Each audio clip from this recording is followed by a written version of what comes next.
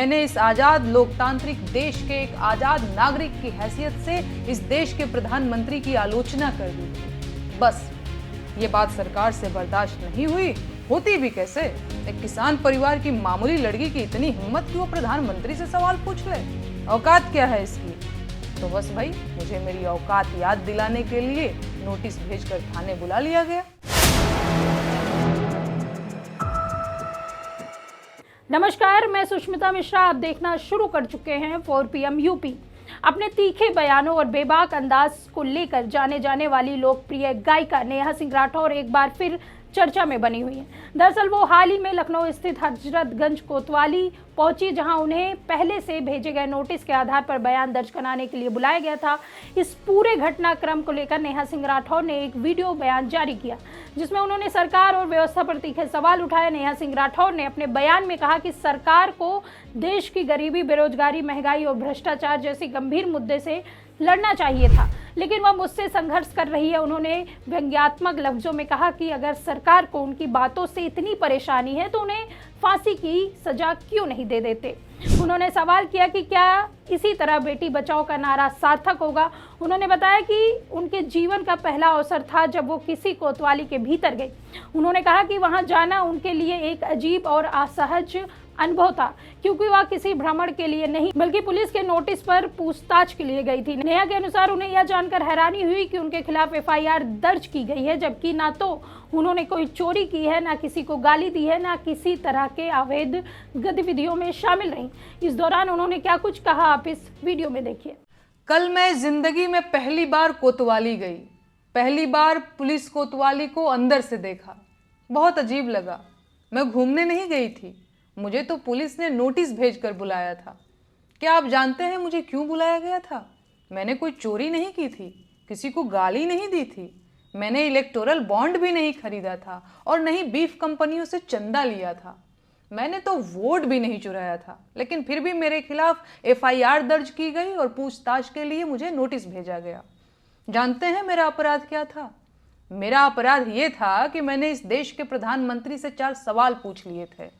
मैंने इस आजाद लोकतांत्रिक देश के एक आजाद नागरिक की हैसियत से इस देश के प्रधानमंत्री की आलोचना कर दी थी।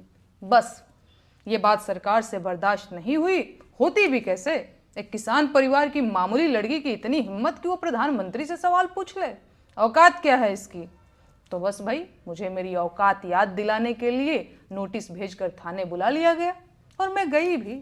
क्या करती, कानून के हाथ बहुत लंबे होते हैं। बस वो अंकिता भंडारी के असली गुनहगारों तक नहीं पहुंचते और स्पेशल सर्विस मांगने वाले भाजपा के VIP भी उससे बच जाते हैं। कानून के ये लंबे हाथ इंदौर में गंदे पानी से हुई मौतों के जिम्मेदारों तक भी नहीं पहुंचते। पेपर लीक कराने वाले, टूटी सड़कें बनाने वाले, अल्पसंख्यकों के खिलाफ नफरत भड़काने वाले, नकली दवाओं का कारोबार करने वाले, खाने की मिलावटी चीजें बनाकर देश भर में कैंसर फैलाने वाले, रेल दुर्घटनाओं के जिम्मेदार, टूटते पुलों के ठेकेदार, जंगल उजाड़ने वाले, पहाड़ काटने वाले और हवा को जहर बनाने वाले नेता, अधिकारी और कारोबारी कानून के हाथों से बच जाते हैं। लेकिन नेहा सिंह राठौर कानून के मजबूत और लंबे हाथों से नहीं बच सकती, क्योंकि वो प्रधानमंत्री से उनकी जिम्मेदारी पर सवाल पूछ लेती है। नेहा राठौर को बचना भी नहीं चाहिए। उसे ऐसी सजा दी जानी चाहिए कि देश और जमाना देखे। उसे उसके मुंह में जबान होने की भरपूर सजा मिलनी चाहिए।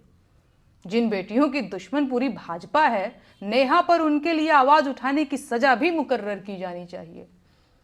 बेरोजगारी के मुद्दे पर बोलना भी क्या छोटा गुनाह है? महंगाई पर गीत गाना क्या वित्त मंत्रालय से बगावत नहीं है? मजदूरों के हक की बात करना क्या लेबर डिपार्टमेंट के काम में हस्तक्षेप नहीं है? और फिर जब सरकार ने देश के कल्याण के लिए अलग अलग विभाग और मंत्री बना रखे हैं, तो मैं क्यों इन मंत्रालयों के मुद्दों पर बोल रही हूं? एक मुकदमा तो सरकारी काम में बाधा का भी बनता है। देश में जब महिला आयोग है तो महिला अधिकारों की बात करने वाली मैं कौन होती हूँ? कितनी अजीब बात है ना।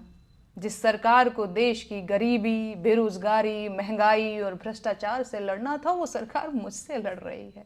खैर, अब सरकार को जल्द से जल्द देश हित में कानून बनाकर आलोचना को देशद्रोह और आलोचकों को देशद्रोही घोषित कर देना चाहिए। मैं सरकार के कामों और देश के विकास की राह में एक बड़ी बाधा हूं। सरकार को देश हित में बिना देरी किए मुझे फांसी दे देनी चाहिए। दरअसल उत्तर प्रदेश पुलिस ने लोक गायिका नेहा सिंह राठौर से बीते शनिवार को पूछताछ की। उन पर राजधानी लखनऊ के हजरतगंज कोतवाली थाने में एफआईआर दर्ज कराई गई थी। राठौर अपने पति हिमांशु के साथ पुलिस थाना पहुंची। पुलिस ने बताया कि जांच अधिकारी उन्हें चल रही जांच के तहत बयान दर्ज कराने के लिए बुलाया था। नेहा सिंह राठौर थाने में 4 घंटे रुकी। पेशी में देरी का कारण बताते हुए हिमांशु ने बताया कि उन्हें हजरतगंज पुलिस ने पहला नोटिस लगभग 15 दिन पहले दिया था। उन्होंने कहा नेहा को पेश होने के लिए कहा गया था, लेकिन उस समय उनकी तबीयत ठीक नहीं थी।